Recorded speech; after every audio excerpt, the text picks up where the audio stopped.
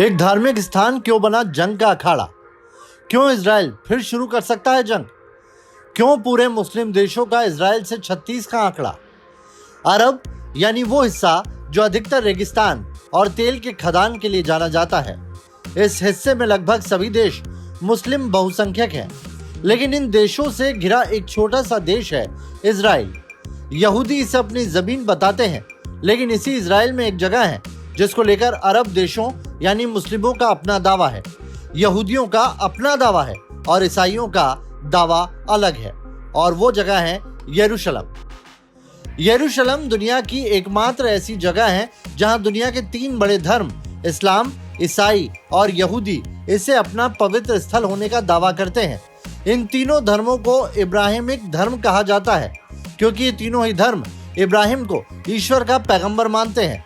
अगर हम अपने आसपास भी ध्यान दें तो इब्राहिम नाम के लोग इस्लाम, ईसाई और यहूदी तीनों ही धर्मों में देखने को मिल जाते हैं।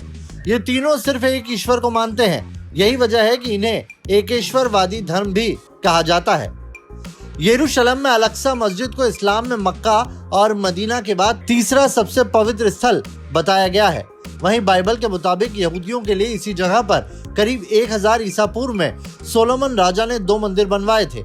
इस मंदिर को टेम्पल माउंट के नाम से जाना जाता है, लेकिन अब सिर्फ इसकी एक दीवार बची है जिसे वेस्ट वॉल कहा जाता है, और ये यहूदियों के लिए सबसे पवित्र जगह है। इन मंदिरों को बेबीलोन से लेकर रोमन एम्पायर ने अतीत में कई बार ध्वस्त किया है।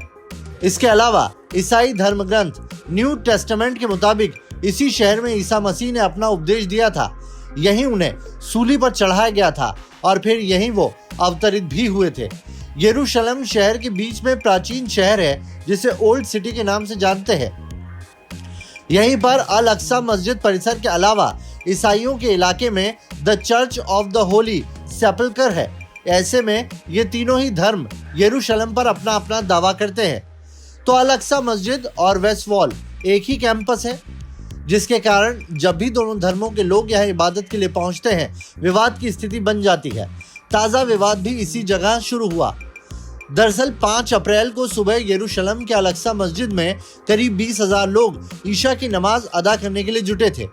कानून के मुताबिक नमाज पढ़ने के बाद वहां मस्जिद के अंदर ठहरने की इजाज़त नहीं थी, लेकिन सैकड़ों लोग मस्जिद से बाहर ही नहीं निकले।